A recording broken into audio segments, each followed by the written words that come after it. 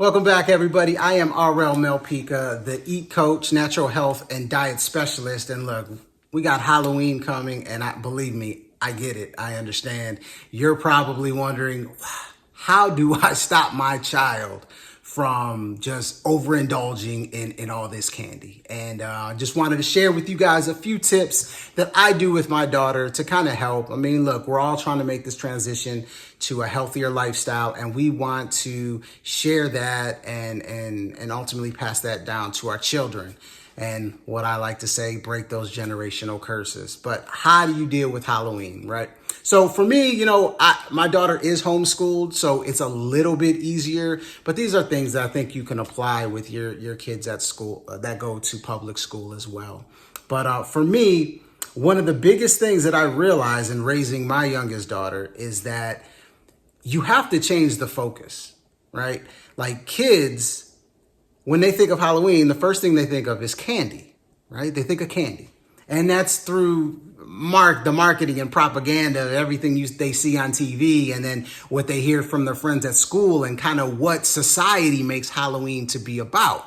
But see, what we did is we made Halloween about the festivities, the event, more than the candy. And the candy is just a part of it. Now, don't get it twisted. My daughter still likes the candy aspect of it, but she knows it's not the main thing. So what we did at first was, when she first started getting old enough to understand what Halloween is we made it about the dressing up. And we always do something. There's always some local community thing that you can go to where everybody gets to dress up, and there's games and painting pumpkins and stuff like that. We made it about that. And by the way, you get candy as well. Now, what we do as far as when she does get the candy is we don't completely tell her that she cannot have any candy. What we do is we let her know that, look, you can get as much candy as you want, but you're only going to get to keep a few pieces. And then you'll be able to eat those periodically. And she completely understands that. And she knows now every year that's how it goes. She knows that if she gets a basket or a bowl full of candy, that she's not going to eat all of it. She understands that it is not good for her. But at the same time, she is a kid. And the reason why I use that approach, which I'm sure there's some of you out there that are like, oh my God, I never let my kid have any candy, and want to be completely strict, which is completely fine, is I like to look at things from an energetic standpoint, right? If you restrict your child from doing things for the entirety of their childhood and completely restrict them, it kind of adds a negative connotation to it, and it puts like a fear into your child.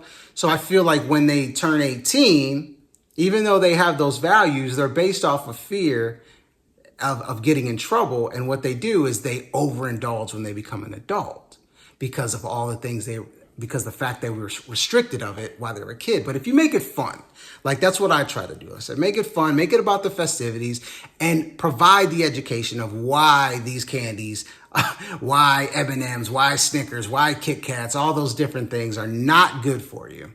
And allow her to have it periodically, a few pieces of candy after Halloween in usually it'll be one a day for like the span of a week. Like you'll have 3 pieces of candy in a week or 2 or something like that. So she gets that fix and whatnot. And I know using the word fix sounds horrible, but like I said, we're dealing with kids. It's different, right? And when she gets older, she's going to have those values and she's going to make her own choices. But we want to always make it in a positive light, not a negative light, not a fear-based light, but a kind of a collaborative type of thing, to where, and we make it fun. She gets to pick the ones that she wants to keep, right? If she wants to try something she's never tried before, things like that. So she gets an idea of what it's truly about. So that's what we do. Another thing we did, and I don't know if everybody has this opportunity, but when she first started trick-or-treating, we wouldn't take her around the neighborhood. We took her to family. And what family would do is we'd all dress up, we'd get excited about it. It would be all about the festivities. And then we would give her things that are within the health lifestyle the healthy lifestyle that we live, like, apples or oranges or, something along those lines, or even dried fruit, something that she doesn't get all the time, but still pretty much in alignment with the healthy lifestyle. So from the jump, it was always about the festivities and not about the candy. So just a few tips. I hope that can help a little bit.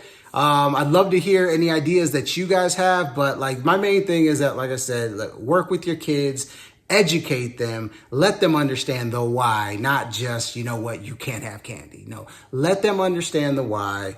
I personally think, there's nothing wrong with allowing them to try it and be a part of it, just not overindulging and understanding, because to me, that will help them with their transition as they get older into adulthood, when they have to make those choices themselves, that they're not going to go out there and basically raid every candy shop in the land. So that's my approach. I hope that helped any of you guys. If it did, make sure you hit that subscribe button in your lower right-hand corner and make sure you give me a thumbs up. Appreciate all of you. Y'all be good. Peace, love, and light.